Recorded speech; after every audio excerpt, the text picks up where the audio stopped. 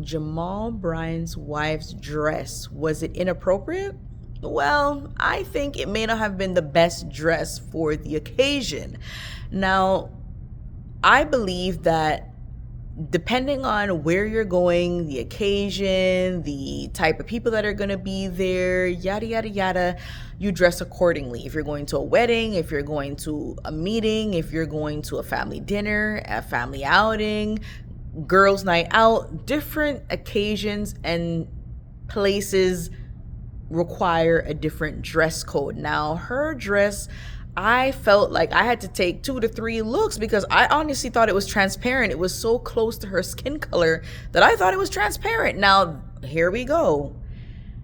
I believe that if you are the wife of a pastor, somebody who is holding a certain type of leadership, and not just pastor, but a certain type of leadership, you may not want to wear a dress that's so close to your skin color that people may perceive it as transparent.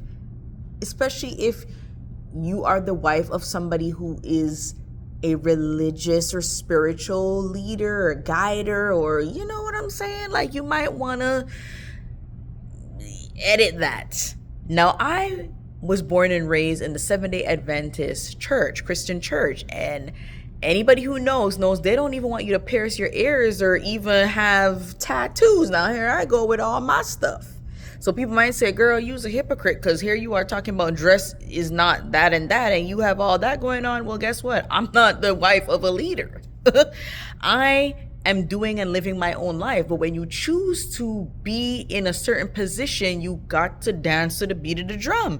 Now, anybody who's gone to church, especially churches that have people of my skin tone, know that. And people say, what does skin tone have to do with anybody who's been to, let's keep it real, anybody that's been to Black Christian churches know that they hold you to certain type of standards. I was born in the 90s, grew up in the 90s and the early 2000s, and when you go to them churches, my parents, both parents are of Jamaican background. I'm a taught that talk. They hold you to a certain standard. They even wanted us to wear hats on our head to be on the pulpit, or some people call it rastrum.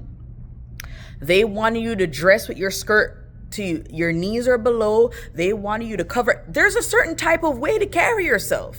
And if you grew up in that kind of culture and church, you know. So let's not play them games. Because some people like to get up on this internet and act like they don't know. Well, don't make me sound like I don't know. You know. So I feel like the Jamal went up and he did this whole sermon, and I feel like the sermon could have been betterly presented.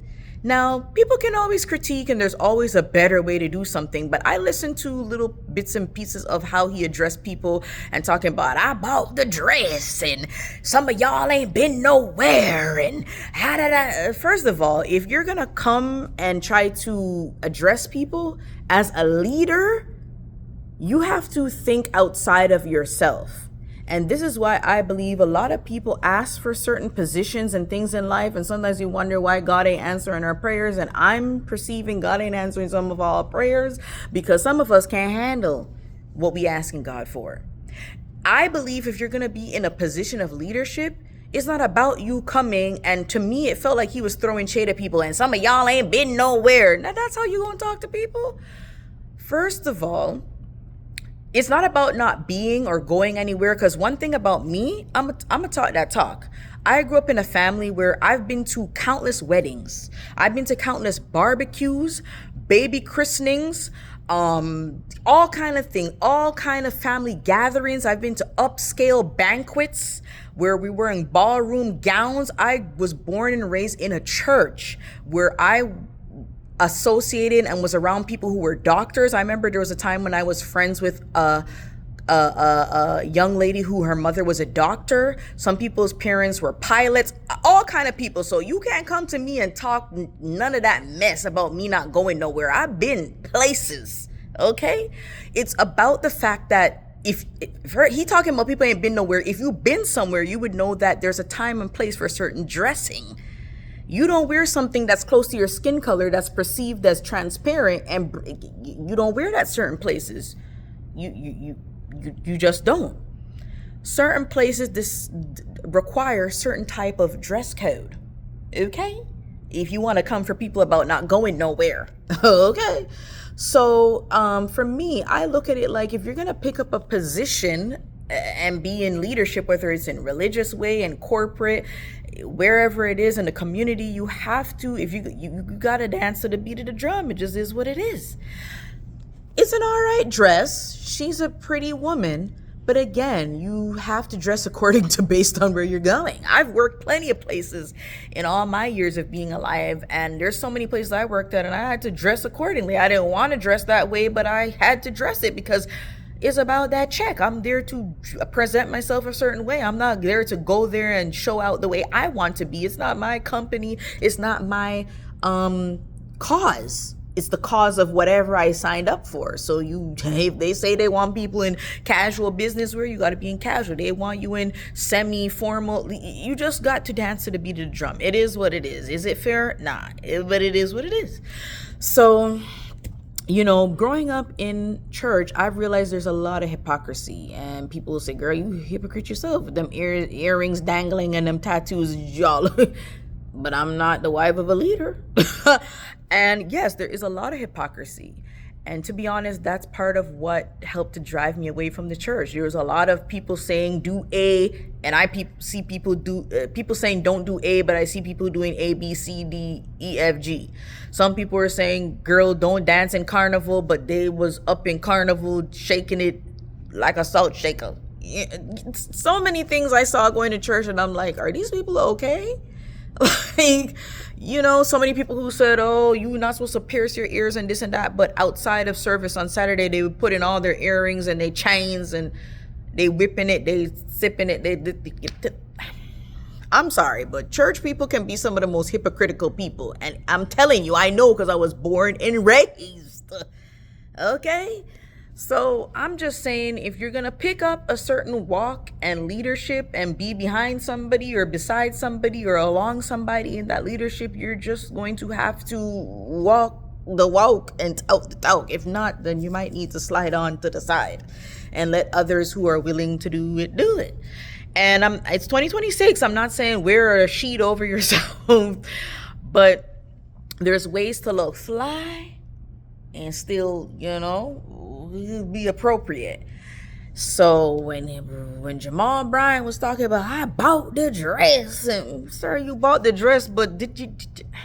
Some people, they come up, the thing about it, and I've had to check myself on this too. Sometimes we are offended or we feel a way or we hear so much backlash that we got to come up and be like, Sometimes you have to check yourself, and it's not even about how you are. You just, to me, I felt like, okay, when I was going to church, we had some of the same issues with dress code and all of that. They were tired of addressing young people of stop coming here in the short skirts and the high stiletto heels. This ain't the club. What happened? They drove the young people away. They ended up, a lot of the young people who went to the church that I grew up in, they ended up developing a church for young people. And they went there and wore their short skirts and stiletto heels. So I feel like sometimes you just have to really address things in a sensitive way. What the church did that I went to, they had countless sessions of, and this wasn't in the morning during a service addressing people in a shady way. They had it in the evening where we spoke about the Bible and modern time and how to dress in a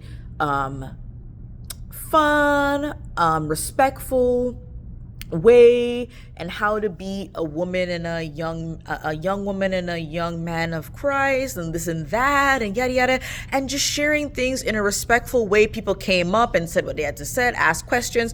We went through the Bible, all these things, but they didn't just come up there and be like, and some of y'all ain't been nowhere, and some of y'all are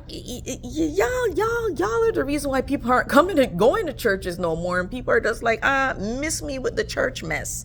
Because if y'all gonna be addressing people like people in the streets, to me, I feel the best way to show people and bring people into Christ and bring people into God and bring people into whatever is show them. Show them by how you talk, how you walk, how you dress, how you live your daily life. If you are dressing people like you are somebody in one of these blogs online and you addressing them in a sassy and People ain't gonna go there. What's the difference between you and any of these reality shows when they do reunion specials and people be there's a way how you do things. Sometimes it's not what you say, it's how you say it. I'm gonna wrap this up because I feel like I'm jumping here and I'm jumping there. But if anybody has any bit of how to collect thoughts together and put it all in one, they'll realize that basically what I'm trying to say is if you're in a certain position of leadership or you're associated or alongside that person, you gotta dance to the beat of the drum. And it's not what you say, it's how you say it. And you don't always have to da. Sometimes you can address people. I remember when my grandma was alive, my grandma used to say, listen, there's more than one way to hang a dog. Now, some people will be like, ooh, that sounds violent. Basically, what she was saying, she's, Jamaican when she was alive, is basically there's more than one way, like how they say you can take one stone and kill two birds, meaning there's more than one way to do something. You don't have to come at people with the rah-rah and the yah-yah. You can come to people, for somebody who said people ain't been nowhere, you surely ain't been nowhere, addressing people with a yah-yah. Address people in a classy way.